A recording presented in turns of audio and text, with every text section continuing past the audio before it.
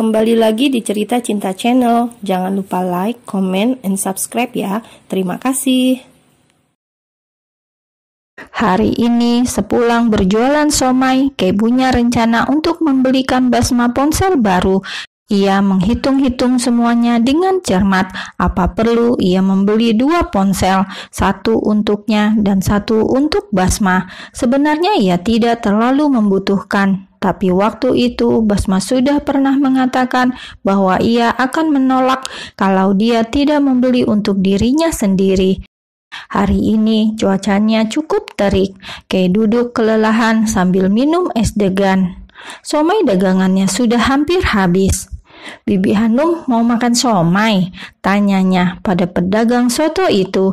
Dia duduk dengan membawa segelas dawet. Sepertinya cuaca hari ini benar-benar menyiksa.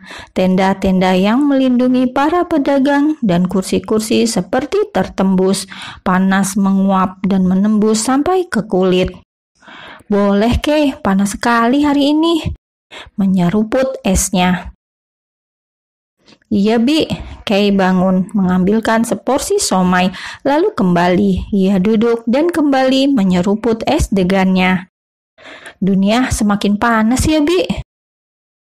"Ini masih mending Kay. 5 tahun lalu taman ini meranggas dan kering. Pemerintah benar-benar berhasil merubah taman ini. Dulu Bibi jualan di sini cuma bermodal tenda-tenda plastik gitu.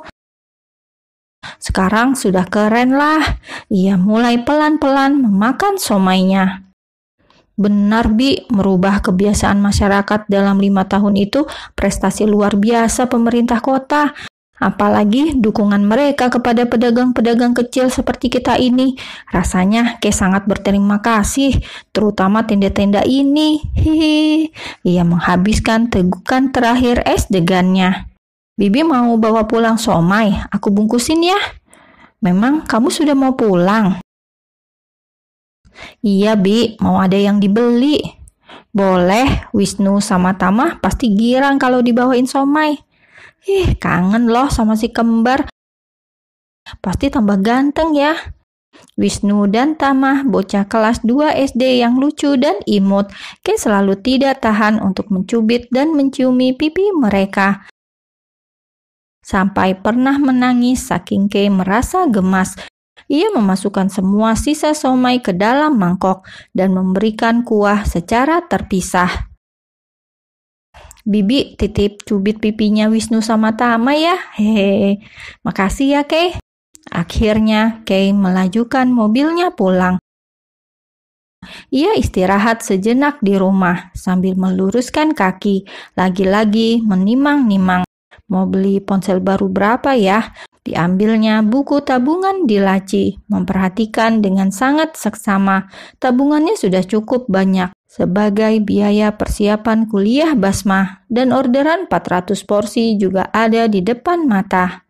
Baiklah.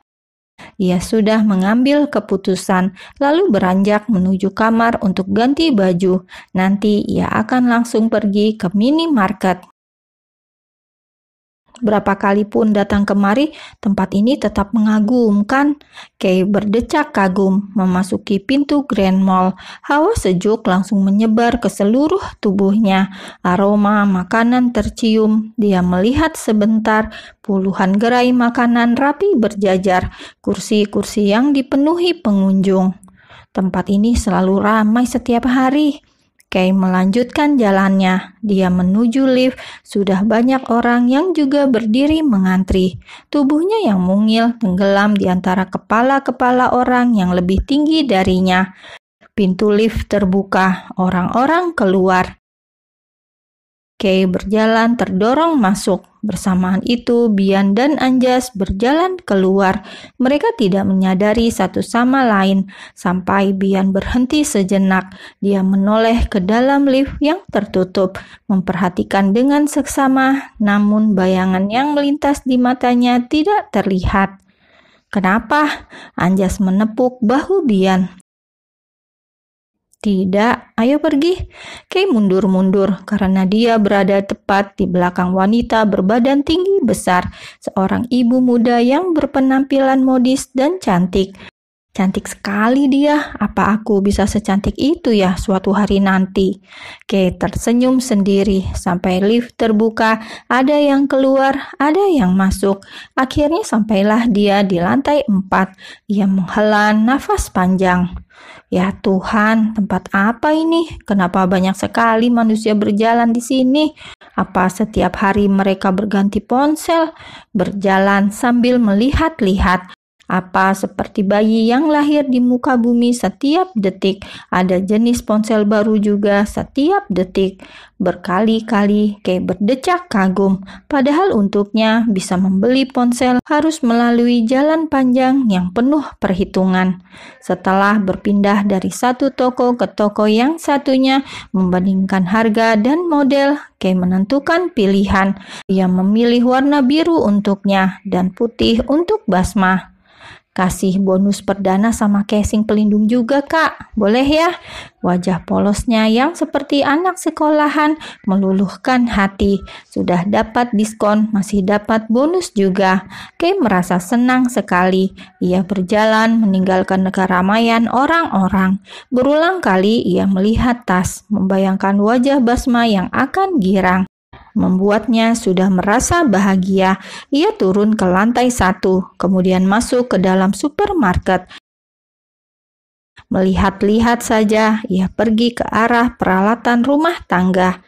Dia geleng-geleng kepala sendiri, mulutnya menganga. Tidak percaya, barang-barang di mall ini tidak ada yang tidak bermerek. Semua harganya bisa 5 kali lipat dari harga di toko, tapi tentu dengan merek yang berbeda.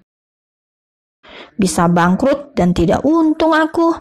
Kay melenggang dan berjalan keluar mall. Panas menyergap wajahnya.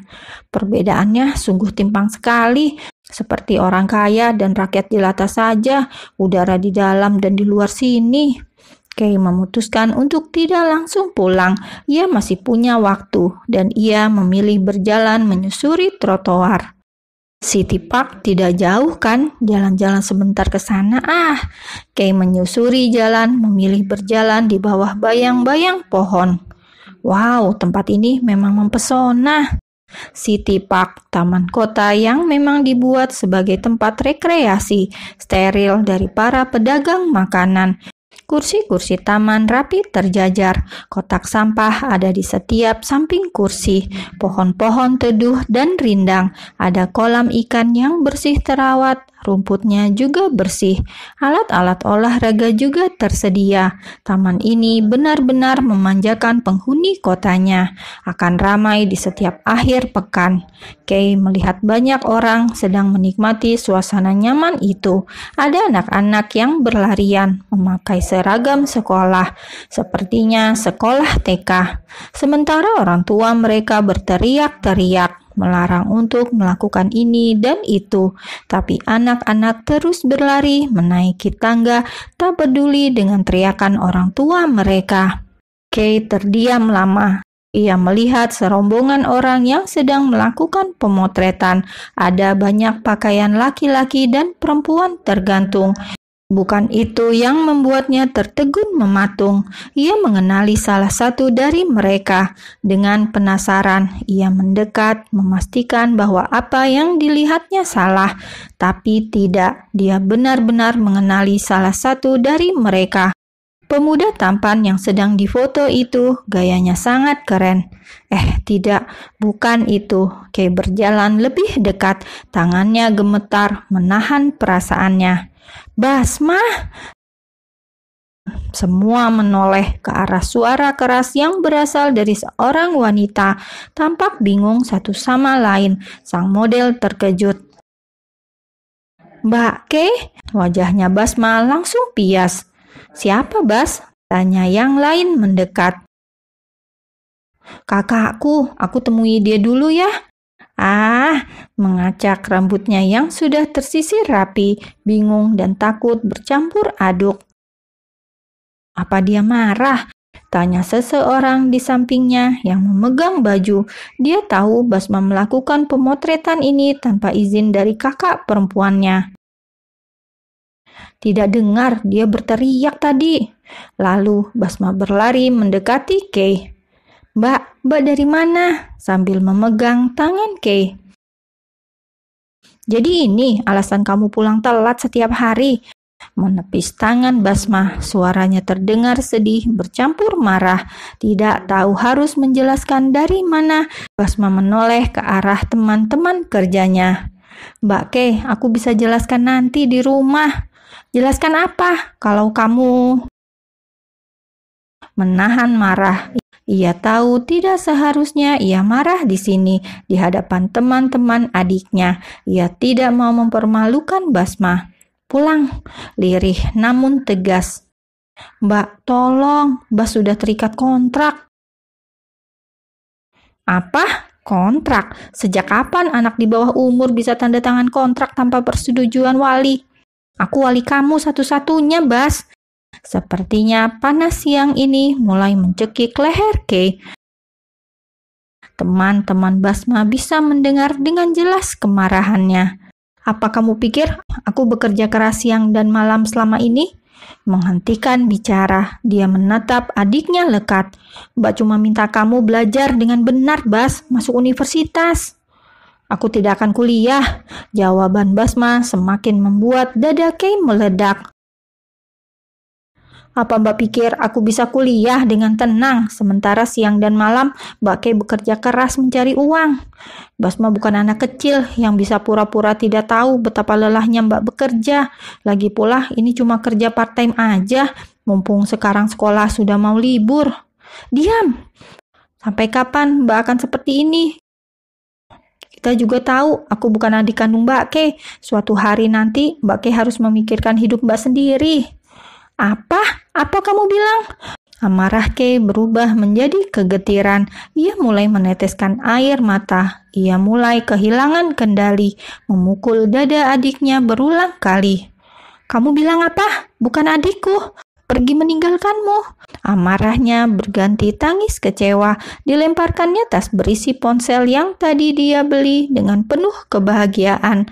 Lalu ia berbalik menahan isak, menguatkan kakinya untuk berlari pergi. Basma hanya bisa memandang wanita istimewa yang dicintainya itu menghilang. Dia memandang tas kertas kecil yang dilemparkan padanya. Isinya keluar 2 buah kotak smartphone dengan corak warna yang berbeda. Dia gemetar memegangnya. Wajah dan tangis Kay tiba-tiba datang bertubi memenuhi dadanya dengan penyesalan. Ia ingin pergi namun dicegah oleh yang lain, memohon untuk menyelesaikan sesi pemotretan sampai akhir. Walaupun tidak berjalan optimal tapi tetap dilakukan juga. Gemetar, Basma memegang erat tas kecil yang dilemparkan Kay tadi.